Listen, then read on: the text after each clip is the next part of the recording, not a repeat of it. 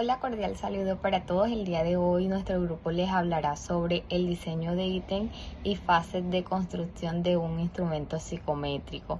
Mi grupo está conformado por Andrea, Daniela, Geraldine y quien les habla, Girley. A continuación les hablaré un poco sobre la definición de constructo. El constructo se define como el primer paso en la elaboración de un instrumento psicométrico y consiste básicamente en explicar de manera precisa qué se quiere medir.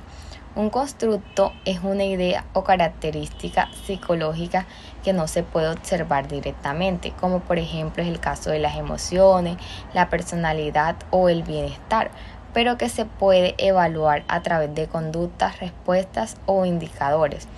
En esta fase lo que se busca es describir el concepto de forma clara, estableciendo sus principales características y, si es necesario, sus diferentes dimensiones.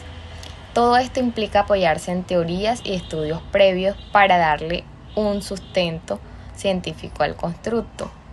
De acuerdo con José Núñez, es fundamental que el constructo esté delimitado. Esto quiere decir que se defina con claridad qué incluye y qué no, para así de esta manera evitar confusiones con otros conceptos que pueden ser similares.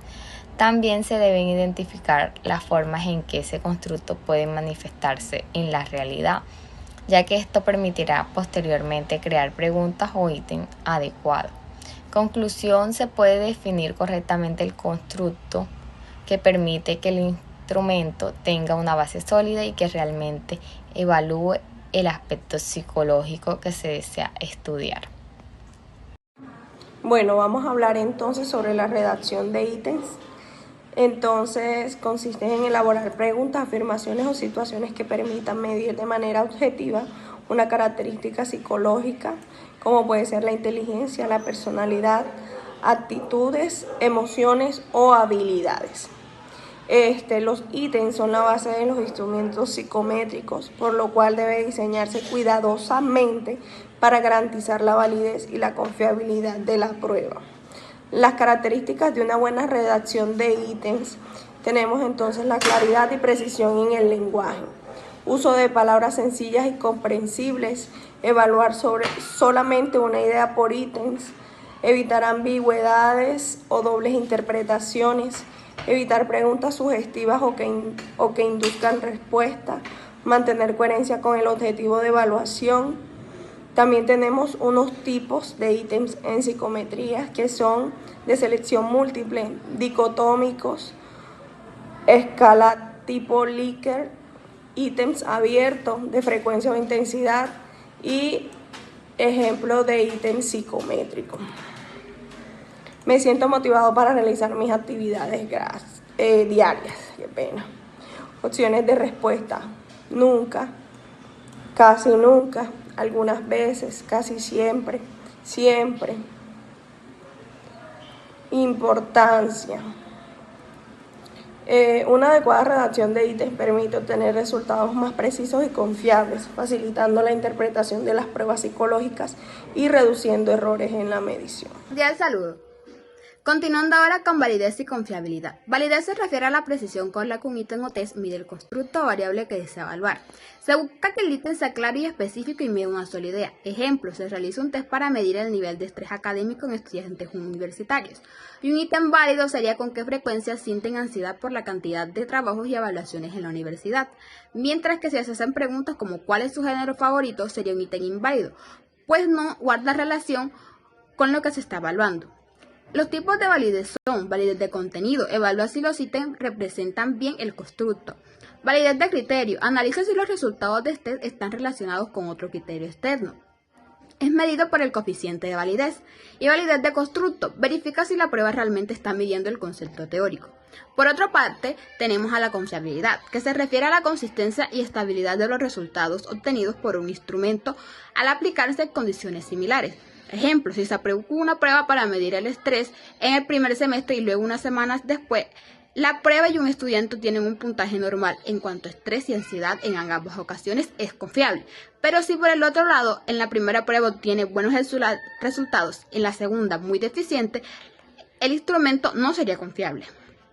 Algunas formas de aplicar el test en dos momentos sería el test-retest, aplicar el mismo test en dos momentos separados. Formas paralelas, comparar dos versiones equivalentes del test aplicados a la misma muestra. Consistencia interna, qué tan relacionados están los ítems entre sí con métodos como el APA de Cronbach. La relación entre confiabilidad y validez, pues un test puede ser confiable, consistente y ser válido que no mida el constructo, pero un test no puede ser válido si no es confiable. En conclusión, la validez se refiere a si mide lo que debe de medir y la confiabilidad si lo mide de forma estable, por lo que para mí, tanto la validez como la confiabilidad son importantes para la construcción de ítems, ya que aseguran que los resultados obtenidos sean precisos y consistentes para la evaluación psicológica. Muchas gracias. Pilotaje y análisis estadístico. En la construcción de instrumentos psicométricos, una de las fases más importantes es el pilotaje. Este consiste en aplicar la prueba a una muestra pequeña y representativa de la población objeto, con el fin de identificar problemas de comprensión, ambigüedades en los ítems y tiempos de respuesta. Gracias al pilotaje podemos ajustar el instrumento antes de su aplicación definitiva, garantizando que sea claro y pertinente para los participantes. Entre las fases más relevantes se encuentran el pilotaje y el análisis estadístico, que permiten verificar la calidad técnica del instrumento antes de su aplicación definitiva. Estas etapas aseguran que los ítems diseñados midan de manera adecuada el constructo definido y que el instrumento sea útil en la práctica profesional del psicólogo. Desarrollo de las etapas. 1. Pilotaje.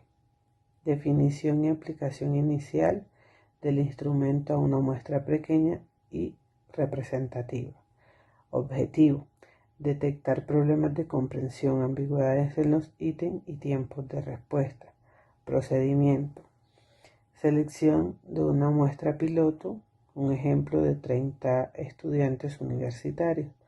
Aplicación del cuestionario en condiciones similares a las reales. Registro de observaciones sobre dificultades en la interpretación. Ejemplo aplicado. En un cuestionario de resiliencia, el pilotaje puede mostrar que algunos ítems son demasiado largos o poco claros, lo que obliga a simplificarlos para mejorar comprensión. Segunda etapa, análisis estadístico. Definición: conjunto de procedimientos matemáticos para evaluar la calidad del instrumento. Técnicas principales: confiabilidad interna. Se calcula mediante el coeficiente alfa de Cronbach, que mide la consistencia de las respuestas.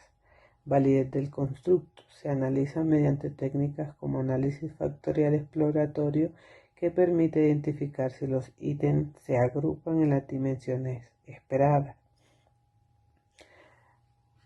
Tercero, conclusión de segmento. El pilotaje y el análisis estadístico son fases complementarias. El primero asegura la comprensión práctica de los ítems, mientras que el segundo aporta evidencia científica sobre su validez y confiabilidad. Podemos concluir que el pilotaje es indispensable para detectar errores antes de la aplicación definitiva. El análisis estadístico aporta evidencia objetiva sobre la calidad del instrumento y, por último, la combinación de ambas fases fortalece la validez y la confiabilidad, asegurando que el instrumento cumpla con estándares científicos y éticos. Entonces, para concluir, podemos decir que la construcción de un instrumento psicométrico es un proceso sistemático que va mucho más allá de crear preguntas. Cada fase, desde la definición del constructo hasta el análisis de los resultados, es fundamental para asegurar que el instrumento mida correctamente. Entonces, además, es fundamental entender que aspectos como la validez y la confiabilidad no se consiguen en un solo paso, sino que construyen y verifican a lo largo de todo el proceso. Por otra parte, este procedimiento tiene sus bases en principios de la psicología, lo que destaca la importancia de trabajar con rigor científico y responsabilidad, especialmente cuando se evalúan características humanas. Por último, podemos decir que un instrumento bien construido nos permite obtener resultados confiables que apoyan la toma de decisiones en diferentes contextos como el clínico, educativo y social. Muchas gracias por su atención.